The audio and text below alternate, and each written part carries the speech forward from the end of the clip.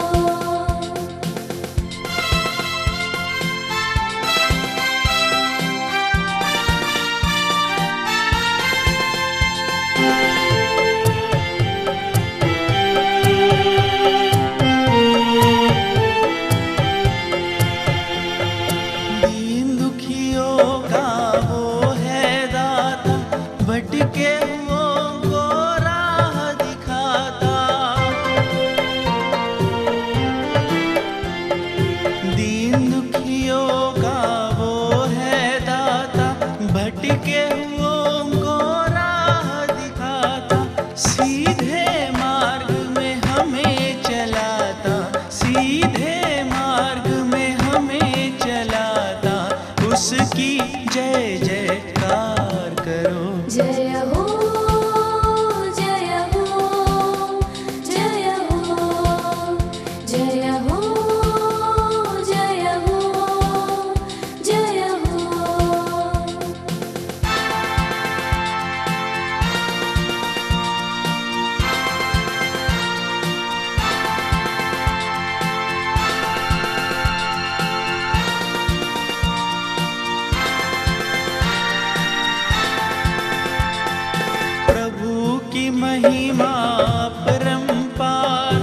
जग का है वह तारनहार।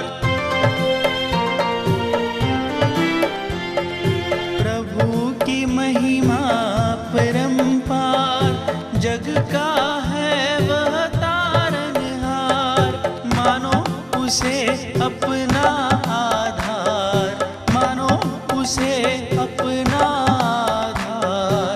उसकी जय जयकार करो। जय हो जय हो जय हो जय हो जय हो जय हो।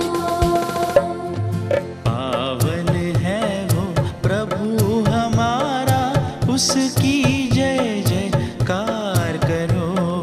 निर्बल का वह बल है न्यारा, उसकी जय जयकार करो। जय हो जय हो जय हो जय हो जय हो जय हो जय हो जय हो।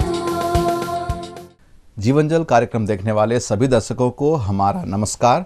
एक बार फिर से हम आपके सम्मुख में परमेश्वर के वचन को लेकर उपस्थित हैं और पिछले दिनों में जिन बातों को हम लोग अध्ययन कर रहे थे उसी को ही हम जारी रखते हुए हम कुछ और भी बातों को परमेश्वर के वचन के आधार पर सीखेंगे। पिछले दिनों में हम लोगों ने इसी बात को देखा था कि प्रभु यीशु मसीह ने किस रीति से उस अंधे भिखारी के आंखों को लौटा दिया, लेकिन जो तरीका प्रभु यीशु मसीह ने अपनाया वो बहुत ही अद्भुत था, जो किसी ने कभी कल्पना भी नहीं किया होगा। प्रभु ने जमीन पे थूका, मिट्टी को साना, उसकी आंखों में लगा दिया और कहा कि जा करके सिलो में अपनी आंखों को धो ले। और जब उसने धोकर वापस आया तो उसकी आंखें खुल गई और वो देखने लगा। लेकिन प्रभु यीशु मसीह ने जो तरीका अपनाया वो बहुत ही अद्भुत था, कभी किसी ने सोचा नहीं था। इससे ये बात समझ में आती है कि प्रभु का तरीका और हमारे तरीके में जमीन आसमान का फर्क है। परमेश्वर जिस रीति से हमारे जीवन में कार्य करना चाहता है कई बार हमें समझ में नहीं आता है। उद्धार के विषय में भी प्रभु ऐसा ही है। उद्धार प्रभु सेंत में देना चाहता है, मतलब फ्री ऑफ कॉस्ट, उसके लिए कोई दाम नहीं है, क्योंकि प्रभु को हम कुछ दे नहीं सकते। तो ये कार्य जो प्रभु हमें देना चाहता है, जिसके लिए प्रभु ने अपना आखिरी बूंद के लहू तक को बहा दिया और क्रूस के ऊपर में ये बात को भी कहा कि समाप्त हुआ। इसका मतलब अब हमारे पक्ष में या हमारे तरफ से कोई भी कार्य करने की आवश्यकता नहीं है कि वो कार्य करके हम उस उद्धार को कमा सके। लेकिन इसके बावजूद भी कई बार कई लोग उस उद्धार को पाने के लिए, उस मुक्ति को पाने के लिए, उस नए जीवन को पाने के लिए कई प्रकार के प्रयास करते रहते हैं, कई प्रकार के परिश्रम करते रहते हैं, जो प्रभु के योजनाओं के विरोध है। प्रभु हमसे कुछ नहीं चाहता, सब कुछ उसने किया, हमें केवल यह करना है कि उस पर विश्वास करना है, उस पर ईमान लाना है पूरे मन से और अपने मन में एक मन फिराव लाना है। प्रभु हमारे जीवन में अद्भुत कार्य करेगा, हमारे जीवन को बदल देगा। यही कार्य उस अंधे भिखारी के जीवन में भी हुआ। अब आगे पढ़ते हैं, इसके पश्चात क्या हुआ। 9 अध्याय उसका 8वां पद को मैं आपके लिए पढ़ने वाला हूं। जब पड़ोसी जिन्होंने पहले उसे भीख मांगते देखा था कहने लगे, क्या यह वही नहीं जो बैठा भीख मांगा करता था। प्रभु इस पढ़े जाने वचन पर अपनी आशीष को उंडेले। उद्धार का कार्य उस व्यक्ति के जीवन में हो गया। अब तक वो अंधा था, भीख मांग रहा था, आत्मिक तौर पर, शारीरिक तौर पर, दोनों तरफ से वो भिखारी था और अंधा भी था। लेकिन अब उसके जीवन में एक बड़ी तब्दीली आई। प्रभु का अनुग्रह, प्रभु का अद्भुत ज्योति उसके जीवन में चमका। जीवन एक परिवर्तन की तरफ मुड़ गया, जीवन में एक बड़ा परिवर्तन आ गया। अब परिवर्तन आने के बाद क्या होता है, नेक्स्ट स्टेप देखिए। यहां पर हम पढ़ते हैं, अभी अभी हम लोगों ने जो पढ़ा उस बढ़ने में यदि आप ध्यान दें तो एक बात समझ में आती है, वो ये है कि इस व्यक्ति के जीवन में जो तब्दीली आई, इस व्यक्ति के जीवन में जो एक मोड़ आया, बदलाव आया, एक परिवर्तन आया, उसको सबसे पहले किसने भांप लिया। वचन में हम पढ़ते हैं, जो तब पड़ोसी जिन्होंने पहले उसे भीख मांगते देखा था। क्या लिखा है, कौन जान पाए, पड़ोसी।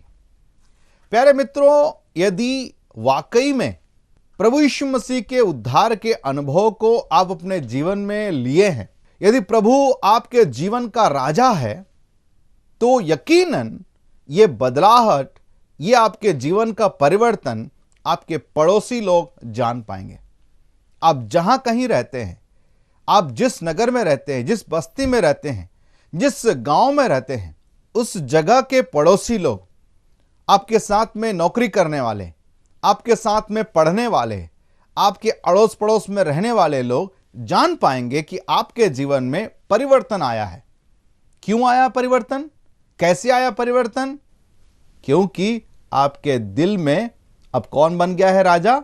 यीशु मसीह। हां प्यारे मित्रों, यीशु मसीह यदि आपके दिल का राजा है, यदि वाकई में आपके जीवन में एक परिवर्तन आया है, वाकई में आपके जीवन में वो नया जीवन का अनुभव आपने प्राप्त किया है, तो यह परिवर्तन सब देख पाएंगे।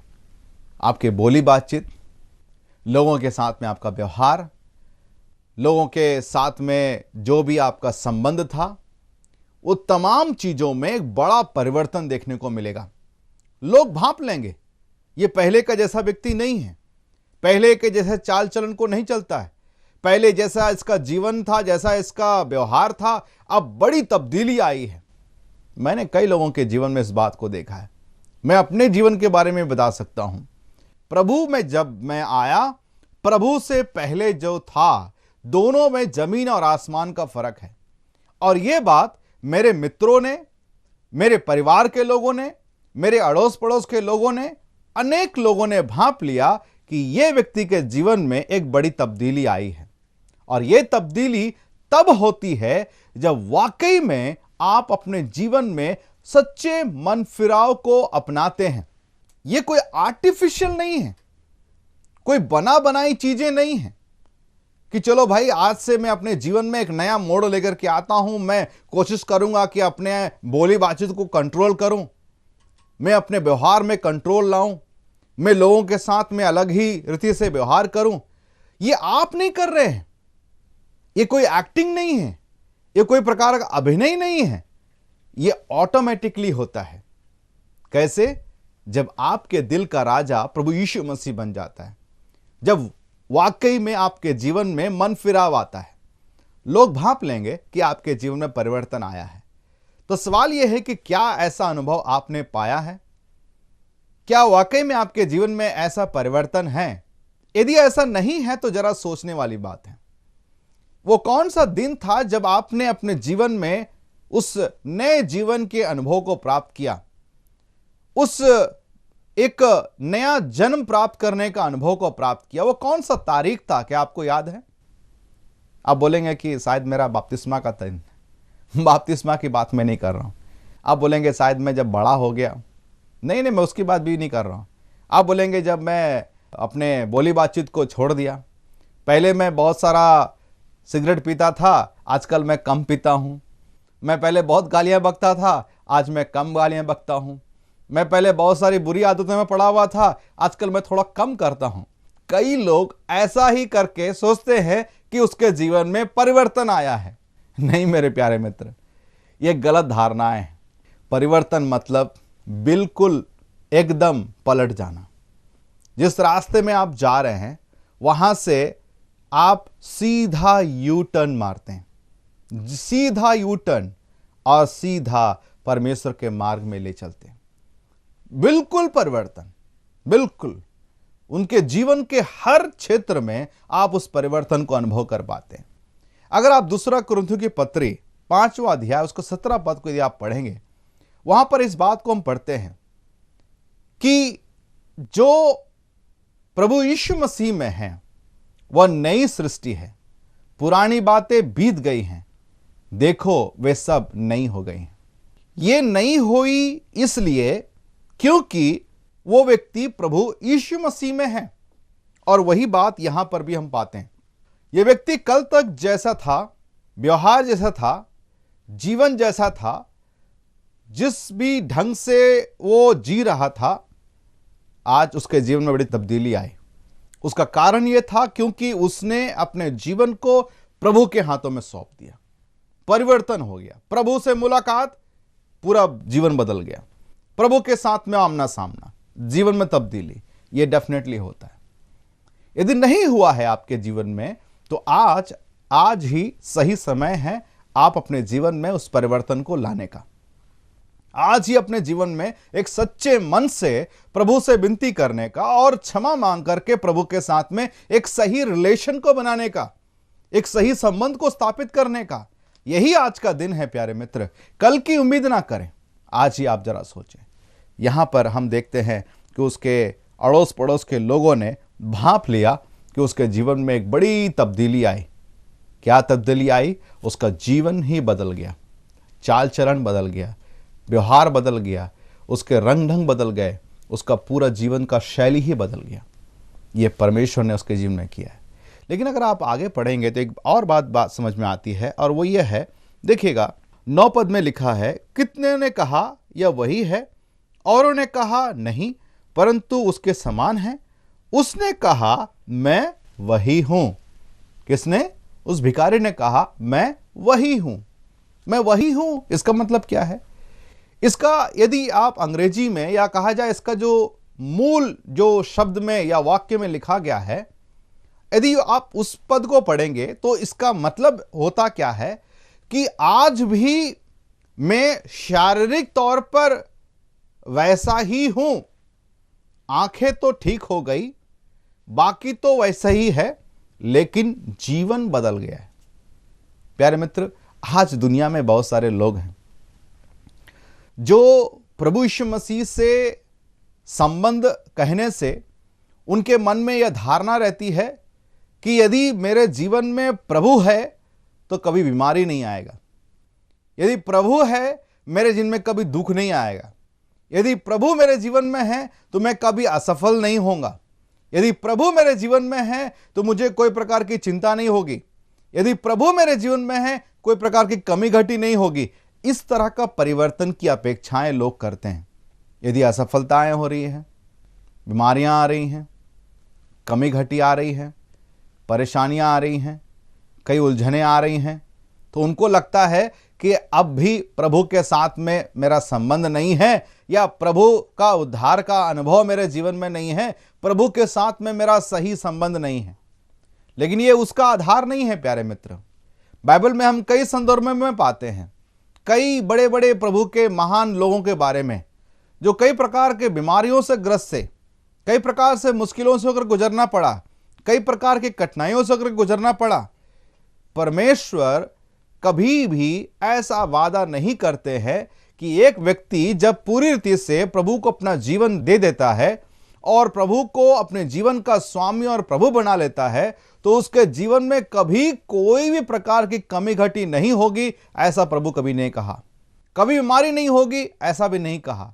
लेकिन उसके उल्टा प्रभु ने यह कहा कि तुम मेरे कारण सताए जाओगे, तुम मेरे कारण काफी लोगों के सम्मुख में दोषी बन जाओगे, तुम्हें लोग पथरवाह करेंगे, तुम्हें मारेंगे, तुम्हारे साथ में उल्टा सीधा करेंगे, तुम्हें कई प्रकार की ताड़नाएं देंगे, तुम्हें कई प्रकार के मुश्किलों से गुजरना पड़ेगा।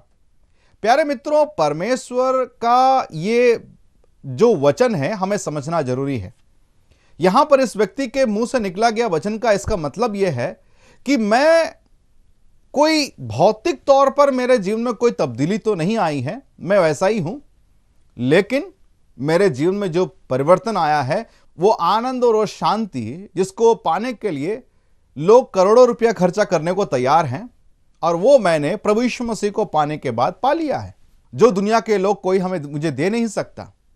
तो ऐसे अनुभव को पाते हुए भौतिक तौर पर कोई परिवर्तन नहीं हुआ, कोई बैंक बैलेंस बढ़ नहीं गया, कोई लॉटरी का टिकट नहीं लग गया, या कोई ऐसा घटना नहीं घटा जो वो कह सके। लेकिन क्या घटना घटा? कहता है उसका जीवन में परिवर्तन आ गया। लोग देख करके समझ गए यह व्यक्ति वही तो है परंतु बदला हुआ व्यक्ति है। उसके जीवन का एक तब्दीली। प्यारे मित्र, आज परमेश्वर आपके जीवन को जब देख रहा है, आप जरा सोच करके देखिए, यदि आपने सचमुच में प्रभु को अपने जीवन में अपनाया है तो आपके जीवन का शैली में क्या परिवर्तन आया है? आप किस उम्मीद में पड़े हुए हैं? क्या आप सोचते हैं कि आपके जीवन में कुछ ऐसा हो जाएगा, वैसा हो जाएगा? क्या आपके जीवन में कभी इस अनुभव से होकर गुजरे हैं? प्रभु को पाने के बाद आपके जीवन में एक बड़ी तब्दीली नहीं है, तो यकीनन आज प्रभु चाहता है कि उस अनुभव को आप प्राप्त करें, उसको समझे, उसको आप अपने जीवन में अनुभव करें, अपना ले, ताकि आपका जीवन एक असीम आनंद और शांति से भर जाए। प्रभु ये आपको देना चाहता है और उसके लिए प्रभु आपसे कुछ मांगते भी नहीं हैं। प्रभु आपको सेहत में देते हैं। प्यारे मित्र, परमेश्वर का यह कार्य उसके जीवन में बहुत ही अद्भुत तरीके से हुआ, उसका जीवन ही बदल गया। प्यारे मित्र, आज दुनिया में ऐसे बहुत सारे लोग हैं जिनके जीवन को परमेश्वर के वचन ने बदल कर रख दिया है। मैं आपको बताना चाहता हूँ, दुनिया में 3 तरह की पुस्तकें हैं। पहली पुस्तक द बुक ऑफ इंफॉर्मेशन, जानकारी देने वाली किताबें। बहुत सारी ऐसी किताबें हैं जो आपको पूरे दुनिया की जानकारियाँ देगी, जो आपको स्कूलों में मिलती हैं, जो आपको बाहर में बुक स्टॉल में मिलती हैं। इन तमाम किताबों को यदि आप पढ़ते हैं तो आपको बहुत सारे ज्ञान हासिल होगा, बहुत सारी जानकारियाँ मिलेगी दुनिया के बारे में, लोगों के बारे में, देश विदेशों के बारे में। कई जानकारियों को आप हासिल कर सकते हैं। जिसे कहते हैं बुक ऑफ इंफॉर्मेशंस, जानकारी देने वाली किताबें। दूसरी जो किताबें हैं वो है inspiration, the book of inspiration. मतलब होता है कि ऐसी कुछ किताबें हैं जिसको आप पढ़ें तो आप इंस्पायर हो जाते हैं, मतलब आप प्रेरित हो जाते हैं। बहुत सारे महान लोगों के बायोग्राफीज हैं, उनके जीवन गाथा है, उनके जीवन की बहुत सारी ऐसी कहानियाँ हैं, घटनाएं हैं, जिसको यदि आप पढ़ते हैं तो आप बहुत ही प्रेरित हो जाते हैं। मुझे भी कुछ ऐसा ही करना है, ये आपके लिए एक प्रेरणादायक एक बात हो जाती है। तो पहली किताब है बुक ऑफ इंफॉर्मेशन, जो दुनिया में मिलती हैं। दूसरी तरह की किताबें हैं वो है आपको प्रेरणा देती है, कई लोगों की किताबों को देख करके। लेकिन तीसरी किताब, वो किताबें नहीं मैं बोलूँगा, लेकिन किताब एक ही किताब है और वह है परमेश्वर का वचन, ये बाइबल। इसको कहते हैं बुक ऑफ ट्रांसफॉर्मेशन, मतलब जीवन को बदलने वाली किताब। प्यारे मित्र, ये बाइबल ही केवल एकमात्र किताब दुनिया में ऐसी है जो जीवन को बदल देती है। बड़े से बड़ा शराबी, बड़े से बड़ा जुआड़ी, बड़े से बड़ा बदमाश, बड़े से बड़ा गिरा हुआ कोई भी इंसान क्यों ना हो, जिसके बारे में लोगों ने कई बार ये कहा कि इसके जीवन को कोई सुधार नहीं सकता है, अब इसका जीवन का कोई मतलब नहीं रखता है, ये जिए चाहे मरे कोई मतलब नहीं है, यह दुनिया के लिए ही एक बहुत बड़ा एक हेडेक बनकर रह गया है, एक सिरदर्द बनकर रह गया है। ऐसे व्यक्ति के जीवन को भी प्रभु बदल दिया। किस माध्यम से? परमेश्वर के वचन से। कोई लॉटरी नहीं लगा दिया, कोई बैंक बैलेंस नहीं दे दिया, कोई छिपा हुआ खजाना नहीं मिल गया, कोई ऐसी चीज़ों को नहीं दे दिया जो भौतिक तौर पर दुनिया के लोग अपेक्षा करते हैं, लेकिन वो अनंत आनंद और शांति दिया है, जीवन में तब्दीली दिया है, जो दुनिया में उन्होंने कभी भी नहीं अनुभव किया था। प्रभु ने वो कार्य उसके जीवन में किया है, वो कार्य आपके जीवन में करना चाहता है। साधारण सी बात है, सिंपल सी बात है। प्रभु को अपने जीवन में स्वीकार करें, उसे अपने जीवन का राजा बना ले, उसे अपने जीवन का स्वामी बना ले। प्रभु को कहे, हे प्रभु मुझे माफ़ कर, क्षमा कर, मैं पापी इंसान हूँ, मेरे जीवन को तू बदल दे। मैं ये बुरी आदतों को छोड़ नहीं पा रहा हूँ, शराब में डूबा हुआ हूँ, मैं छोड़ नहीं पा रहा हूँ, बुरी बुरी आदतें हैं, मैं इसको छोड़ नहीं पा रहा हूँ, मैं कोशिश कर रहा हूँ लेकिन 4 दिन छोड़ता हूँ, 5वें दिन पी लेता हूँ, 2 दिन तक मैं चीज़ों से दूर रखता हूँ, लेकिन तीसरे दिन मैं यही करता हूँ। कई प्रकार की कोशिशों को मैंने किया, कई प्रकार के जो तरीकों को अपनाया है, लेकिन सब कुछ असफल है। मैं समझ में नहीं आ रहा है कि मैं इन चीज़ों से मैं कैसे उभरूं। मैं धीरे धीरे इसका गुलाम बन गया हूं, ये तमाम चीज़ें मुझे धीरे धीरे खाती जा रही है, मैं बर्बाद होते जा रहा हूं, मेरा परिवार के ऊपर में बुरा असर हो रहा है, मेरा परिवार उन तमाम चीज़ों से छुटकारा पाना चाहते हैं, मेरे जीवन में शांति और आनंद चाहते हैं। प्रभु मुझे बचा ले। यदि आप सच्चे मन से प्रभु को पुकारेंगे, प्रभु आपके जीवन को बचा लेगा। आप प्रभु को यही कहना है, प्रभु मुझे माफ़ कर, मेरे जीवन को बचा ले। प्यारे मित्र, प्रभु के सम्मुख में अपने आप को लेकर के आए। प्रभु यदि आपके दिल का राजा बनेगा तो आपको हिम्मत देगा, आपको वो सामर्थ देगा ताकि आप इन तमाम चीज़ों से छुटकारा पा लें। वचन में हम पढ़ते हैं, तुम सत्य को जानोगे, सत्य तुम्हें आज़ाद करेगा। तुम सत्य को जानोगे, सत्य तुम्हें आज़ाद करेगा। सत्य प्रभु यीशु मसीह है, वही तुम्हें आज़ाद कर सकता है, दुनिया का और कोई ताकत नहीं। प्रभु आपको ऐसा करने के लिए सहायता करे। इन वचनों को सुनने के लिए आपको बहुत बहुत धन्यवाद। हमसे संपर्क कर सकते हैं, हमसे फ़ोन कर सकते हैं, चिट्ठी लिख सकते हैं, SMS लिख सकते हैं, SMS कर सकते हैं। सुनने के लिए एक बार बहुत बहुत धन्यवाद। हम आपके लिए ज़रूर प्रार्थना करेंगे, आपके बारे में हम जानकारी लेना चाहते हैं। प्रभु आपको सहायता करे। एक बार फिर से आप सभी दर्शकों को जीवन जल की ओर से नमस्कार। जय मसीह की। क्या परमेश्वर ने इन वचनों द्वारा आपसे बात की है, या आप इस विषय में अधिक जानकारी प्राप्त करना चाहते हैं, या आप प्रार्थना के विषय को बांटना चाहते हैं, तो निस्संदेह होकर हमसे संपर्क करें। हमारा पता है लिविंग वाटर गॉस्पल ब्रॉडकास्ट, नौ Bhavna 422 SPS road, post box number 19161, Prabha Devi, Mumbai 400025। प्रार्थना एवं मुफ्त बाइबल करस्पॉन्डेंस कोर्स के लिए हमें संपर्क करें या अपना नाम और पता SMS कर सकते हैं। हमारा mobile number 098925807444, email ID gospelbroadcast@yahoo.com, web address www.lwgb.org। जीवन जल कार्यक्रम को आप हर सोमवार शाम 6 बजे, हर बुधवार शाम 6:30 बजे और हर शनिवार सुबह 8 बजे आप इसी चैनल पर देख सकते हैं। नमस्कार।